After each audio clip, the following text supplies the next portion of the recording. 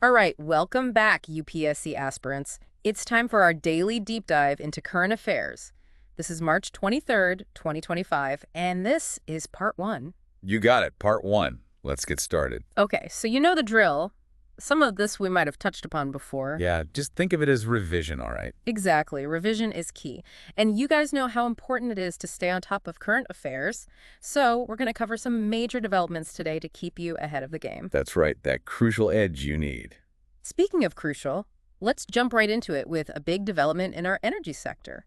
India's coal production, well, it's hit a serious milestone. It definitely has. It's a pretty big deal, actually. We're talking about crossing 1 billion tons of coal production in a single financial year, no less. And that makes India, guess what? I'm guessing the second country globally to hit that number. You got it. Second only to China.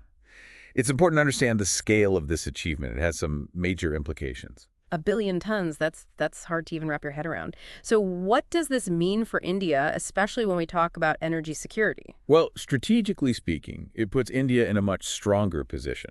Coal, as you know, is still a major part of our energy mix. We're talking about roughly 55% of our total energy consumption coming from coal. And a big chunk of our electricity generation, something like 74%, relies on it. Right, so more coal we produce ourselves, the less we have to rely on, well, unpredictable global market. Exactly.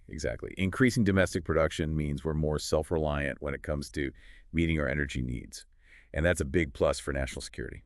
Makes sense. And what about the economic side of things? Producing this much coal domestically, it's going to have some impact on the economy, right? Oh, absolutely. It's a huge economic boost.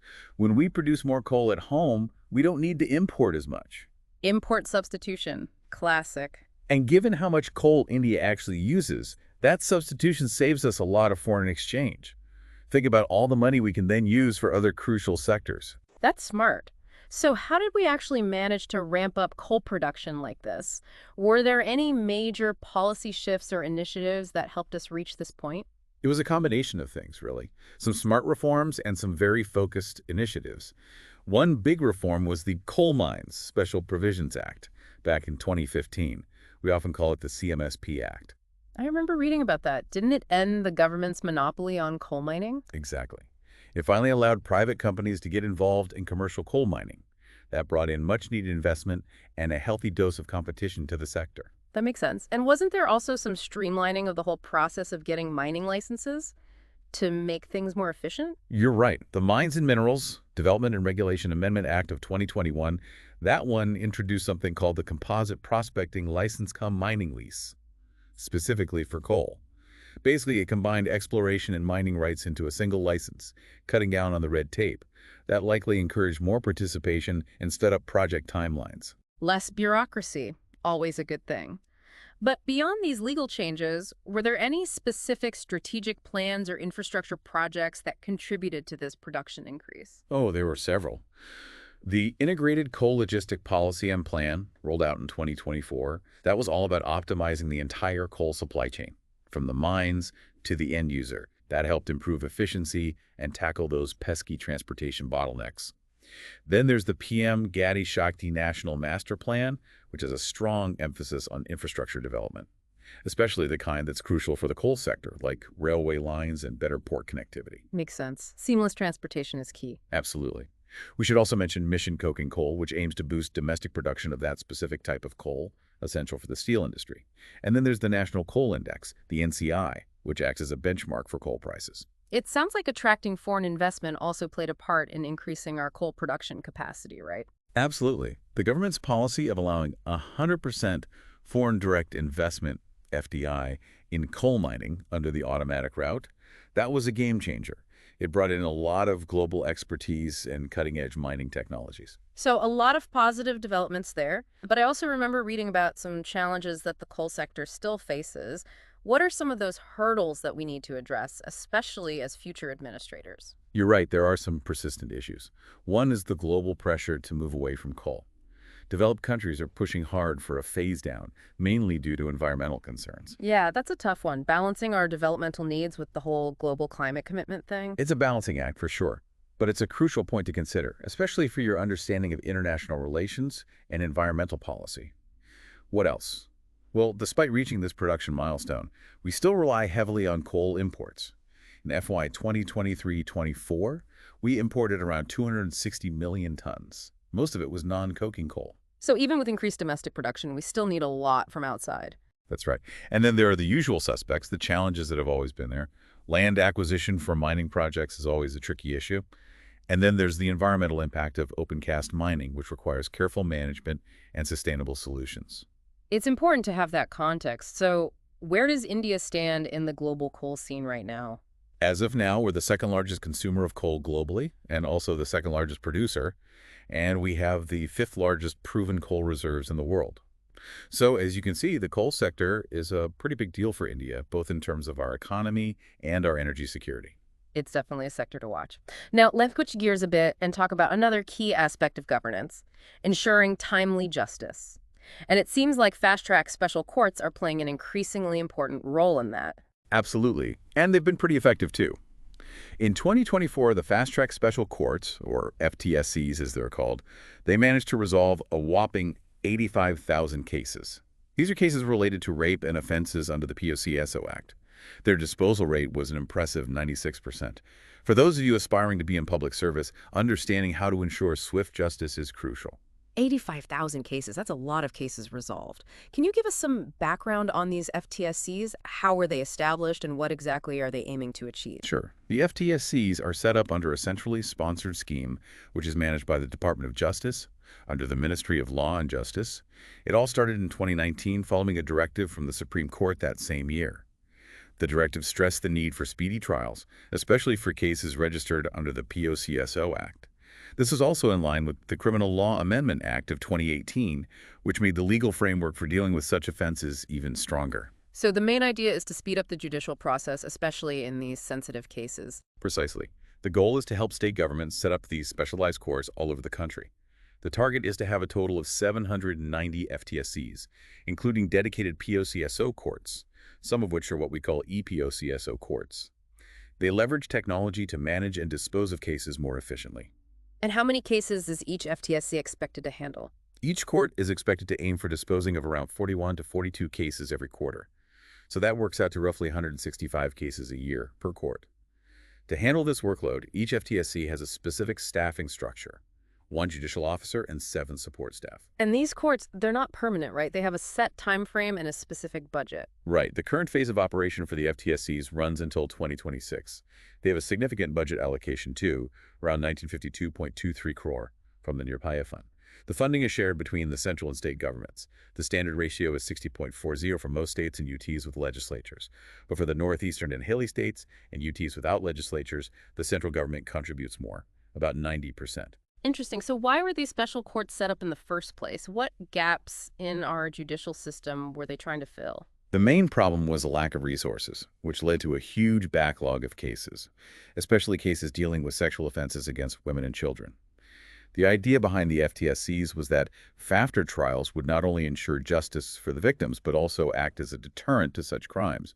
And of course, these specialized courts are designed to be more sensitive to the specific needs of cases under the CRPC and the POCSO Act. I see. The source also mentions some recommendations from the IPA, the Indian Institute of Public Administration, on ways to make these FTSCs even more effective.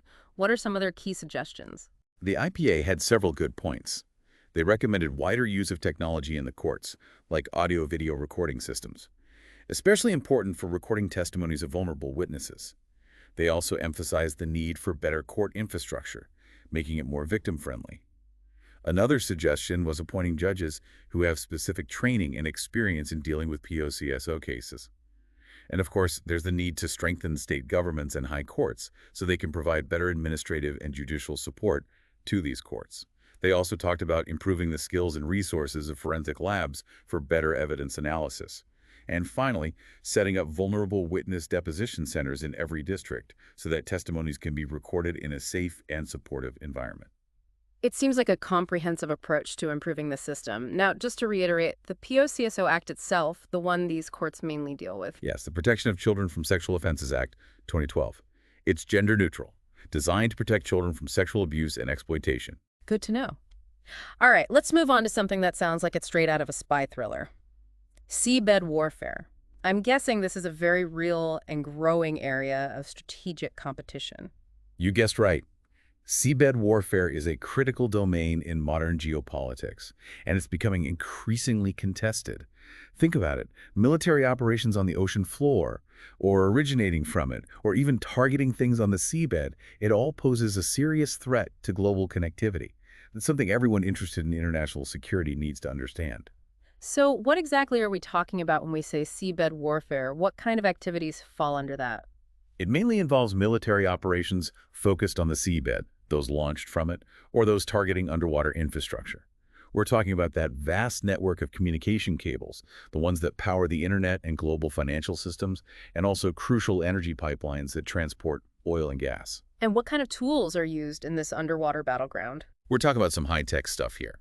Unmanned underwater vehicles, or UVs, remotely operated vehicles, ROVs, and various types of submersibles, both manned and unmanned, all designed to operate in the very challenging deep-sea environment. It sounds intense. Why is this focus on seabed warfare growing so much lately? What's driving this strategic concern?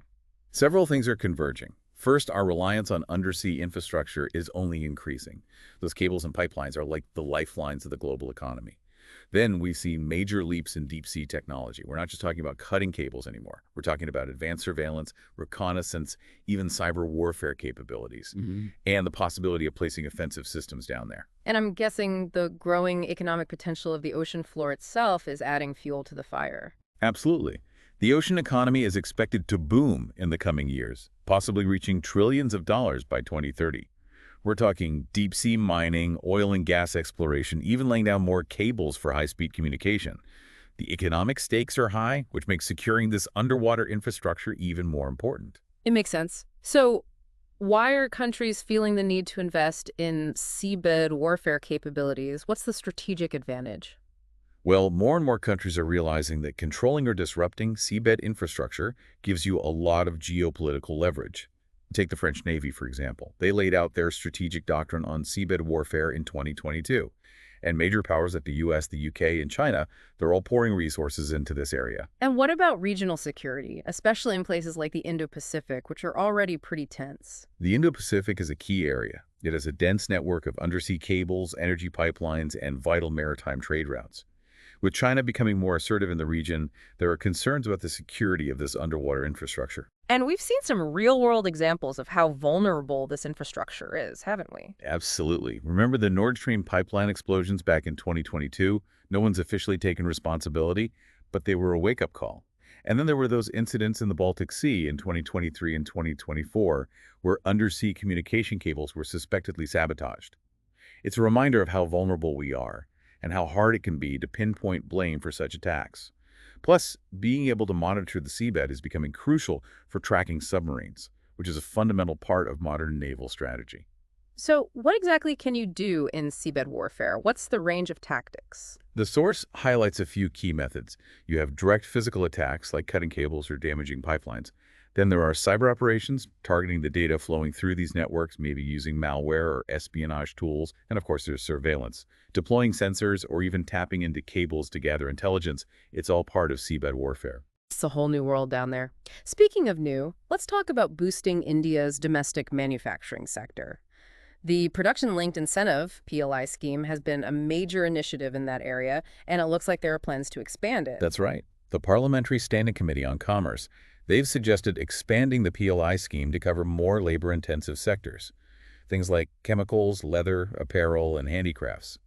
They're pointing to the positive impact the scheme has already had on manufacturing output and exports in other sectors. Right.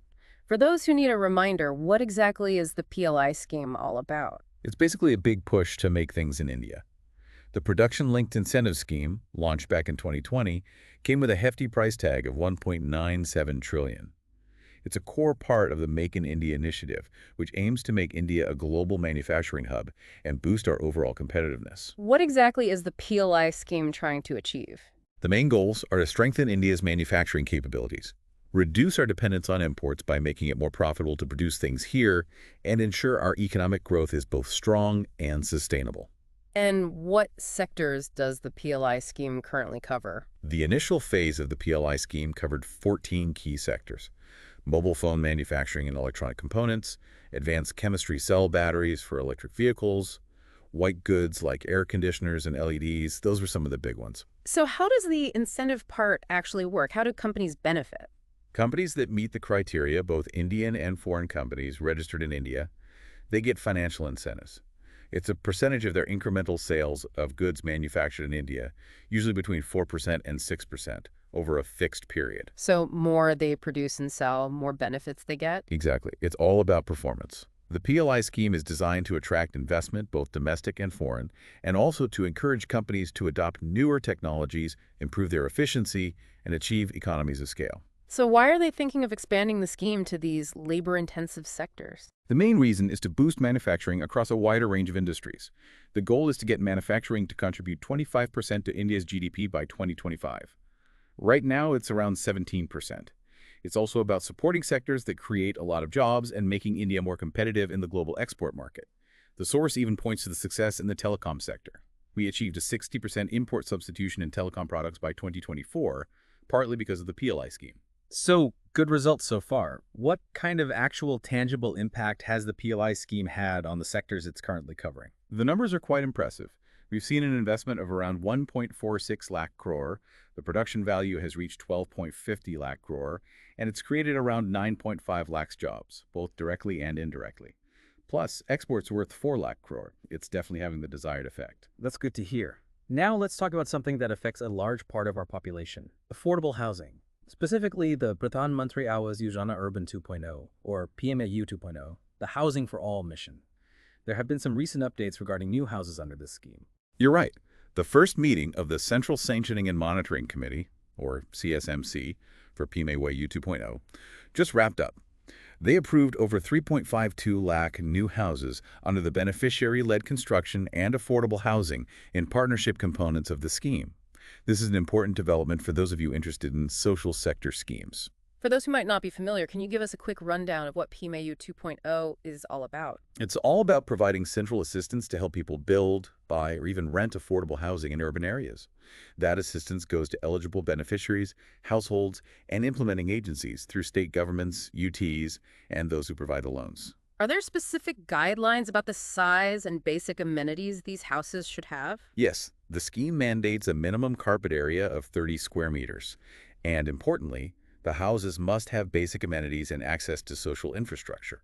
The goal is to ensure a decent quality of life for the residents. What's the time frame for this phase of the PMAY-U scheme? PMAY-U 2.0 will run for 5 years, starting from September 1st, 2024. It mostly functions as a centrally sponsored scheme except for the Interest Subsidy Scheme, or ISS, which is implemented as a central sector scheme. The Ministry of Housing and Urban Affairs, or MOUA, is in charge of implementation and monitoring. Who are the target beneficiaries for this housing scheme? What are the eligibility criteria? It's mainly for families from the economically weaker sections, EWS, the low-income group, LIG, and the middle-income group, MIG, living in urban areas who don't own a proper house.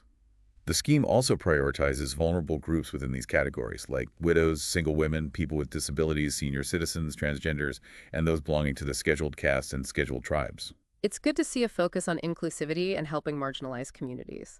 Absolutely. And the recent sanctions reflect that. Over 2.67 lakh houses are specifically for women, including single women and widows. That's a big step towards women's empowerment. Around 80,000 houses are for scheduled caste beneficiaries, 15,000 for scheduled tribes, and even 90 for transgender individuals. It shows the commitment to social inclusion through affordable housing. I remember the source mentioned 4 main components of PMAY-U 2.0. Can you briefly explain those different approaches to providing affordable housing? Of course. The first one is Affordable Housing and Partnership, or AHP. It helps EWS beneficiaries buy or get allotted houses in projects built through partnerships between public and private entities. Then there's Beneficiary-Led Construction, or BLC, which gives financial aid to EWS beneficiaries so they can build new houses or improve existing ones on their own land. The third is the Interest Subsidy Scheme, or ISS, which offers interest subsidies on home loans up to 25 lakh with a maximum house value of 35 lakh. This one is for EWS, LIG, and MIG categories. And finally, we have Affordable Rental Housing Complexes, or ARHCs. This focuses on the housing needs of migrant workers, the urban poor, and students. They use existing vacant government-funded houses or encourage the construction of new rental housing by both public and private players. It's good to have these different options. Now let's talk about customs regulations. There have been some changes related to how you claim preferential duty rates under trade agreements. You're talking about the Customs Administration of Rules of Origin under Trade Agreements, Amendment Rules 2025. The Ministry of Finance recently notified these changes, which modify the 2020 rules under the Customs Act of 1962. This is important for anyone studying trade and economic policy. So what's the major change that importers need to be aware of? The big change is that now importers need to submit proof of origin, not just a certificate of origin, when claiming preferential duty rates. This applies to imports under the various trade agreements that India is part of. What's the difference between proof of origin and a certificate of origin? A certificate of origin basically confirms where the goods were made, but proof of origin gives customs authorities more power. They can ask for extra documents to verify that the goods actually meet the rules of origin specified in the trade agreement. So what's the goal here? What's the government trying to achieve with this change? They're trying to make it harder to bypass the rules of origin and make sure that the benefits of trade agreements go to goods that are actually from the partner countries. It also gives Indian customs more tools to scrutinize imports, especially those from regions where there might be concerns about origin manipulation. It's all about fairness and making sure the system works as intended. Now let's switch gears to something a bit different. Tobacco. It seems like India's tobacco exports are booming. They are indeed. In the last 4 years, India's tobacco exports have doubled in value. It's been a strong performer. And how does India rank globally in terms of tobacco production and exports? We're a big player in the tobacco world. India is the second largest producer of tobacco, just behind China. And when it comes to exports, we're second only to Brazil. So who are the major players in India when it comes to tobacco production for export? Gujarat leads the pack, both in terms of how much land is used for tobacco cultivation and the total amount produced. They account for about 45% of the cultivated area and 30% of total production. Andhra Pradesh, Karnataka, Uttar Pradesh, and Bihar are other big tobacco-producing states. What makes these regions so suitable for growing tobacco? Tobacco needs specific conditions to thrive. The ideal temperature is between 20 and 27 degrees Celsius. If it relies on rainfall, it needs at least 500 millimeters well distributed throughout the growing season. Too much rain, anything over 1,200 millimeters, is usually not good. The best soil is well-drained, sandy or sandy loam soil, although there are some exceptions, like in Andhra Pradesh where they grow cigarette tobacco on heavier black soil. It's interesting how specific the requirements are. Okay, let's shift our focus to international relations. Mongolia has been in the news regarding its partnership with India. Yes, India and Mongolia have reaffirmed their commitment to strengthening the strategic partnership. It's a sign of their growing bilateral ties. Can you give us some background on Mongolia? Where is it? What's it like? Mongolia is a landlocked country right in the heart of North-Central Asia. It's sandwiched between Russia to the north and China to the south. Most of Mongolia is a high plateau with vast steppe grasslands covering about 80% of the land. You've got the Gobi Desert in the south and prominent mountain ranges like the Altai, Kongai, and Khenti running through various parts of the country. The Orkhon River is the longest river in Mongolia, and its valley, rich in history and culture, is a UNESCO World Heritage Site. It sounds beautiful. Now let's talk about the digital world and how online content is regulated in India.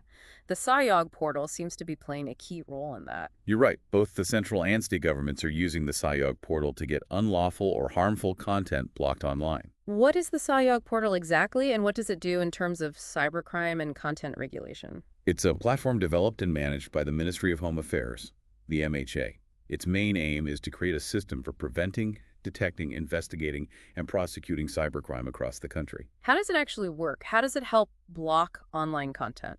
It's basically an automated system for sending notices.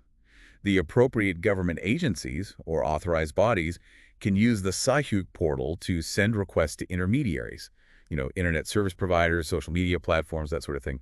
It's all done in line with the Information Technology Act of 2000. This system makes it easier to quickly remove or block access to any content that's being used for illegal activities or is deemed unlawful. It's a centralized hub where government agencies and those intermediaries can coordinate and take action against harmful online content. It streamlines the process. Now let's talk about higher education. There have been some developments regarding the National Board of Accreditation, NBA, and the National Institutional Ranking Framework, NIRF rankings. Yes, the Madras High Court has put a hold on things. They've issued an interim stay that prevents the NBA from publishing the NIRF rankings for 2025. It's a significant event for higher education in India. What are the NIRF rankings all about, and what role does the MBA play in evaluating higher education institutions? The main goal of the NIRF is to bring more transparency and accountability to higher education in India. It does that by creating a standardized framework for ranking institutions based on different parameters. The NBA plays a key role in this. It was set up in 1994 under the All India Council for Technical Education AICTE Act. In 2010, it became autonomous. Its main job is to assess and accredit the academic programs offered by technical institutions, from diplomas to postgraduate degrees. Fields like engineering, technology, management, pharmacy, those sorts of things. It's important to remember that the NBA accredits specific programs, not the whole institution. It's about ensuring quality and relevance. Now, let's get into something really fascinating. A new type of magnetism called altermagnetism. This sounds like a potentially revolutionary discovery. It is quite exciting. Researchers in Sweden recently discovered this new form of magnetism, and they've named it altermagnetism. So what is altermagnetism, and how is it different from the usual types of magnetism we know, like ferromagnetism and antiferromagnetism? Altermagnetism is a unique combination of both. You see, in ferromagnets like iron, the electron spins are all aligned in the same direction, creating a strong external magnetic field. In antiferromagnets, the spins are arranged in opposite directions so they cancel each other out, resulting in no overall magnetization. Now, altermagnets, they also have no net magnetization like antiferromagnets. But here's the twist. They exhibit something called non-relativistic spin splitting. This is usually seen in ferromagnets, and it means that electrons with opposite spins have distinct energy levels. This unique combination is what makes altermagnetism special. So what are the possible applications of this discovery? What could altermagnetism be used for? The unique properties of altermagnets open up a lot of possibilities. We could see much faster and more energy-efficient memory devices for computers,